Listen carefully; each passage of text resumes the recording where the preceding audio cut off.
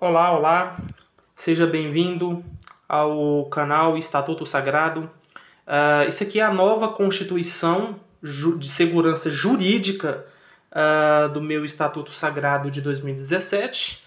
E aqui é um vídeo-aula explicando alguns conceitos, quais são os novos conceitos constitucionais, o que muda no Estatuto Sagrado, na vida estatutária, na aplicação, o que deixa de mudar. É um novo texto, é uma emenda, é uma Constituição extremamente compacta em apenas 5 artigos, tá bom? Então vamos lá. Constituição de Segurança Jurídica de 2024 para o Estatuto Sagrado de 2017. O que significa Constituição Jurídica? É aquilo que cria, é aquilo que constitui, é aquilo que dá nascimento a uma segurança jurídica, ou seja, estabilidade de leis para o Estatuto Sagrado de 2017.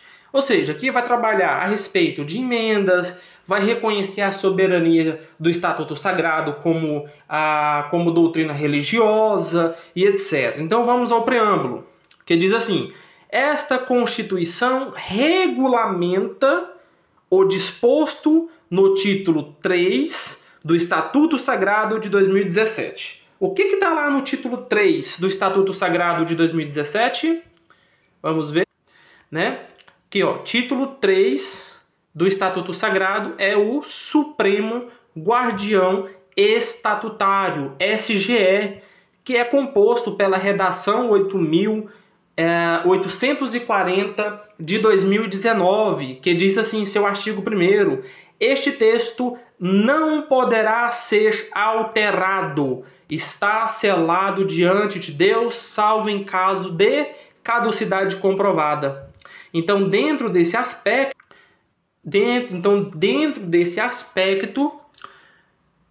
vence a Constituição. Por quê? Quando houve a segunda reforma estatutária, né, que é a atual reforma de 22, ela não estabeleceu critérios do que seria essa caducidade comprovada e do que seria essa selabilidade da lei estatutária. Então, como forma de regulamentação e de interpretar este conceito, foi-se necessário a criação da Constituição para resguardar e dar segurança jurídica a todas as leis sagradas que está composto dentro da reforma de 22, né? Como a reforma de 22 foi uma reforma falha praticamente, não trouxe segurança jurídica, então por causa disso criou-se as constituições do Supremo Guardião Estatutário para poder regulamentar a respeito deste tema. Beleza. Então vamos lá. Por isso que fala que regulamenta o disposto no título 3, né? Esta Constituição ficará na neutralidade, tendo apenas a responsabilidade do ato de regular assuntos relacionados a modificações, reformas e segurança jurídica. Ou seja, o texto constitucional vai ficar parado. Ele só vai ser lembrado, ele só vai ser invocado quando houver a necessidade de uma nova reforma estatutária, ou de ter que fazer uma nova emenda ao Estatuto Sagrado, ou assuntos a respeito da segurança jurídica. O que é a segurança jurídica? É determinar se tal interpretação, se ela é constitucional ou se ela é inconstitucional. Por exemplo, se a interpretação ela fere, né, uma lei estatutária, que é uma lei sagrada, então se ela fere o Estatuto Sagrado, logo essa interpretação é inconstitucional. Se uma emenda ela afronta as leis estatutárias, então essa emenda ela é inconstitucional. Se ela está de acordo, ela é constitucional. Então é isso que é segurança jurídica. É você saber o que é constitucional e o que é inconstitucional, o que é matéria constitucional. Por isso que ela fica, a Constituição de Segurança Jurídica de 2024, ela permanece na neutralidade, ela preserva o mesmo conceito da Constituição Transitória de 2023, beleza? Então vamos lá, artigo 1º, que diz assim: o Estatuto Sagrado de 2017, por ser uma lei perpetuada na vida de Henrique Teledense, no caso na minha vida, então o Estatuto Sagrado de 2017, figura como uma lei simbólica religiosa.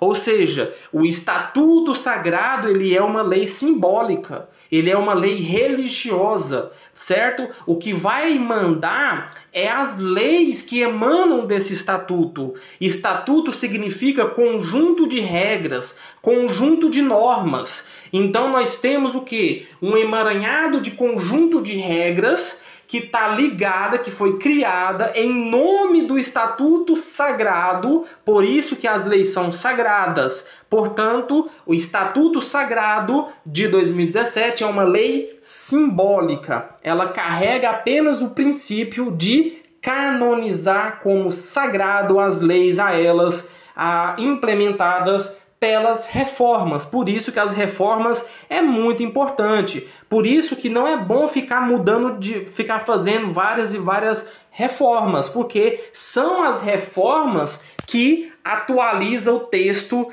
sagrado, texto estatutário, certo? Portanto, por isso que ela fica apenas na neutralidade, porque quem vai mandar é o Estatuto Sagrado. As leis que vai ser discutida, as leis que têm que ser cumpridas são do Estatuto Sagrado. Constituição só vai ser invocada em caso de emergência de segurança jurídica para emendas ou reformas. Portanto, por isso que ela fica na neutralidade. Tá bom? Por isso que ela fica na neutralidade. Por isso que ela figura como uma lei simbólica, tá? Então, valendo-se apenas de seu princípio, igual eu mencionei, isto é, tornando sagrado todas as leis publicadas em minha vida com Deus. Artigo 2º. Vamos trabalhar agora sobre a reforma estatutária. Se caso precisar, Vamos lá. Artigo 2º. É responsável por criar um texto de leis ao Estatuto Sagrado de 2017, tendo em vista que o Estatuto Sagrado de 2017 é perpétuo e não pode ser revogado e nem abrogado, ou seja, substituído por um novo.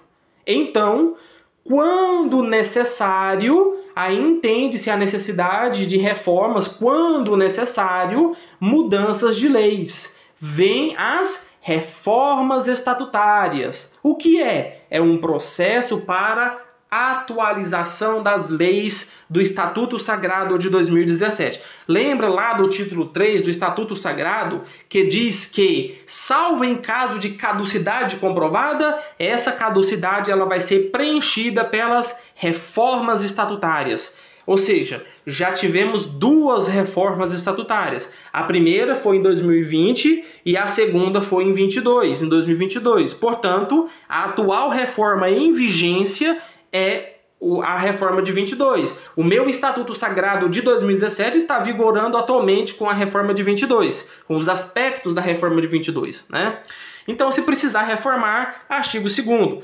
Artigo 3º. Instituições de emendas. É aquele processo para criar uma nova lei estatutária, para criar uma nova regra estatutária. Portanto, elas não são sagradas, ou seja, elas podem ser revogadas e substituídas, como diz o artigo 3º. Tendo em vista que todas as leis estatutárias sagradas não podem ser alteradas pelo fato de ser sagrado, é como se fosse cláusula pétrea, salvo em caso de uma nova reforma. Ponto. Mas para criar novas leis ao Estatuto Sagrado de 2017, poderá fazer emendas quando necessário. Porém, as emendas não são sagradas. Quando fala não são sagradas, não significa que elas não devem ser cumpridas, não significa que elas devem ser desrespeitadas. Apenas não é cláusula pétrea, beleza?